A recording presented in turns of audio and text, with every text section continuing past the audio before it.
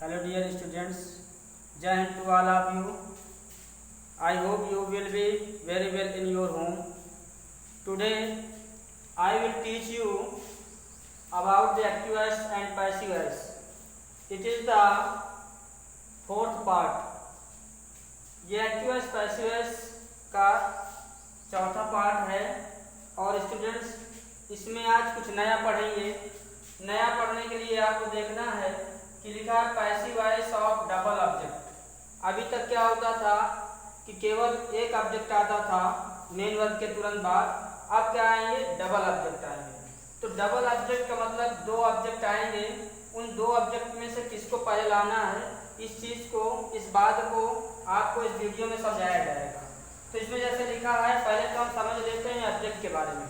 पहले आप ऑब्जेक्ट के बारे में जब समझेंगे तो आप देखेंगे कि ऑब्जेक्ट लिखा हुआ है और ऑब्जेक्ट दो प्रकार के होते हैं। इसमें पैसिव वॉइस में ऑब्जेक्ट दो तरह से आते हैं, डायरेक्ट ऑब्जेक्ट और एक इनडायरेक्ट ऑब्जेक्ट। तो डायरेक्ट ऑब्जेक्ट और इनडायरेक्ट ऑब्जेक्ट में आप देखेंगे क्या पहचान है। अगर निर्जीव वस्तु है मेन वर्ब के बाद ऑब्जेक्ट के स्थान पे, तो वहां पर क्या होगा कि अगर निर्जीव है तो डायरेक्ट ऑब्जेक्ट होगा, अगर सजीव है तो वो आपका इनडायरेक्ट ऑब्जेक्ट होगा।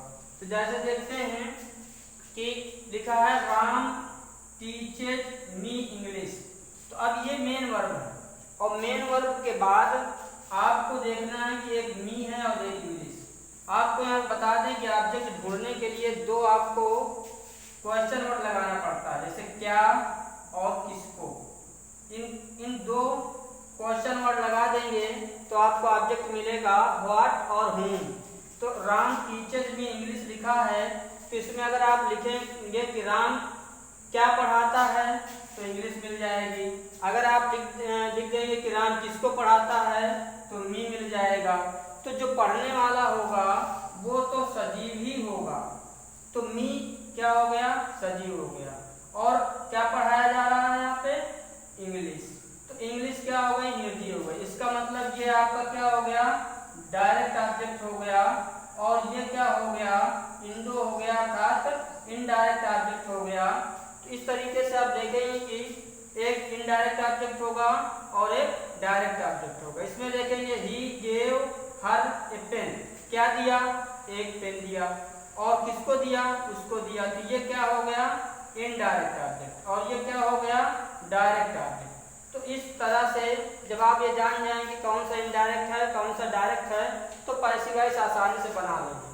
अब दोनों ऑब्जेक्ट में से किसी ऑब्जेक्ट को आप ला सकते हैं, इसके लिए आपको ध्यान देना है।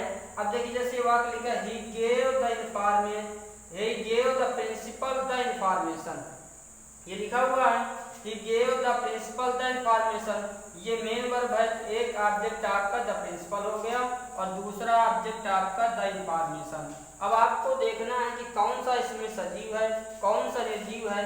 बड़े आसान तरीके से आप जान जाएंगे कि ये जो आपका प्रिंसिपल है ये सजीव है, तो ये क्या हो गया, ये इनडायरेक्ट ऑब्जेक्ट हो गया। और द इंफॉर्मेशन आपका क्या है, ये निर्जीव है, तो ये क्या हो गया, आपका डायरेक्ट ऑब्जेक्ट हो गया। इस तरीके से बनाएंगे तो आप हमने कहा कि चाहे जिसको ले आएंगे दो तरीके से बनेगा। तो अब इसमें से अगर हम द इंफॉर्मेशन को लाते हैं अर्थात डायरेक्ट ऑब्जेक्ट लाते हैं, तो पहले लिखेंगे the information.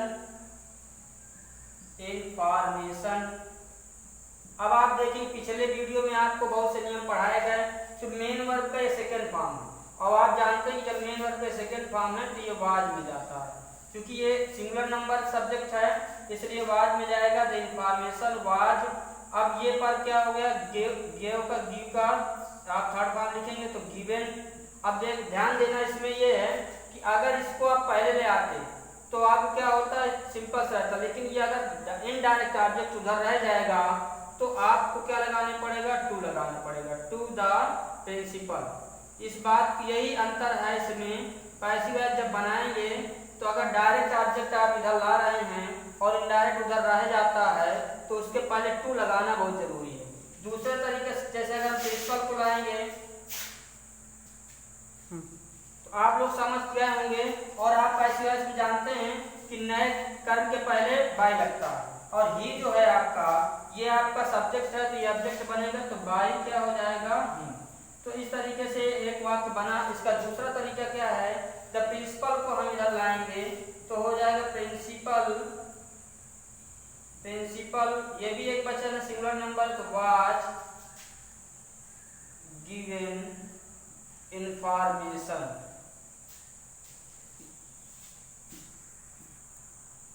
The principal was given, अब यहाँ पे देखिए द इंफॉर्मेशन है तो द लगा दीजिए, द इंफॉर्मेशन बाय हिम। तो इस तरीके से दो तरीके से आप पैसिव वॉइस बनाएंगे जब डबल ऑब्जेक्ट होगा। अच्छा, आप फ्री हैं, आप किसी को भी ला सकते हैं, लेकिन शर्त यह है कि अगर आप डायरेक्ट ऑब्जेक्ट पहले लाएंगे तो आपको टू लगाना पड़ेगा।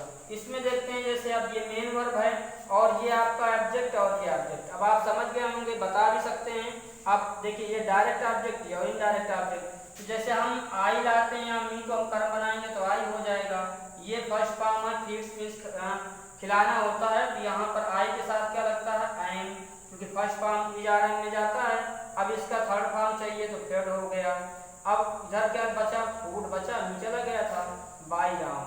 अब इसी को हम क्या करें, अगर इसी को हम आप दूसरे तरीके से बनाएंगे तो इस तरीके जब अथवा आप दूसरे तरीके से बनाए, यहाँ पे डी रह गया ये, तो इस तरीके जब दूसरे तरीके से आप बनाएंगे अथवा में, तो आप क्या करेंगे, फूड को पहले लाएंगे। तो यहाँ पर लिखेंगे फूड, क्योंकि फूड एक सिंगुलर नंबर है, एज। अब फीड का फिर सेकंड फॉर्म हो जाएगा, आपका थर्ड फॉर्म हो जाएगा, सॉरी, तो यहाँ पे फेड हो जाएगा। अब बचा क्या इसमें, मी, तो ये इनडायरेक्ट ऑब्जेक्ट इधर है तो मी के पहले टू लग जाएगा, टू मी बाई राम। तो इस तरीके से आप डबल ऑब्जेक्ट वाले पैसिव वॉइस बनाएंगे। इसमें चलते हैं, देखिए अब यहाँ पे क्या लिखा है, टाट मेन वर्ब है, इसके बाद एक हिज ब्रदर आपका ऑब्जेक्ट हो गया और एक मैथ हो गया। क्या पढ़ाते हैं, मैथ पढ़ाते हैं, तो ऑब्जेक्ट आपका डायरेक्ट हो गया। और किसको पढ़ाते हैं, अपने भाई को पढ़ाते हैं, ब्रदर को, तो ये आपका हो गया इनडायरेक्ट ऑब्जेक्ट। तो अब इसको हम मैथ को जैसे लाएंगे पहले, तो लिखेंगे मैथ, अभी सेकंड फॉर्म है तो ये चला जाएगा वाज में, मैथ वाज, इसका थर्ड फॉर्म तो यही होता है टाट।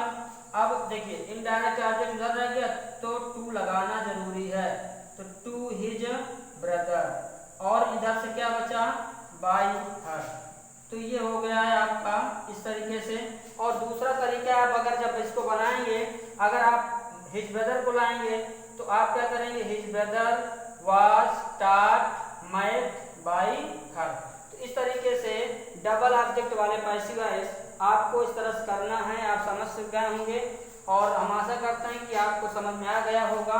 अगर ये वीडियो आपको अच्छा लगा है तो इसको आप लाइक करें, शेयर करें और इस चैनल को सब्सक्राइब करेंगे। बहुत अच्छे से वीडियो, बहुत अच्छे अच्छे टॉपिक आपको पढ़ाए जाएंगे। आपने वीडियो देखा, बहुत बहुत धन्यवाद, थैंक यू।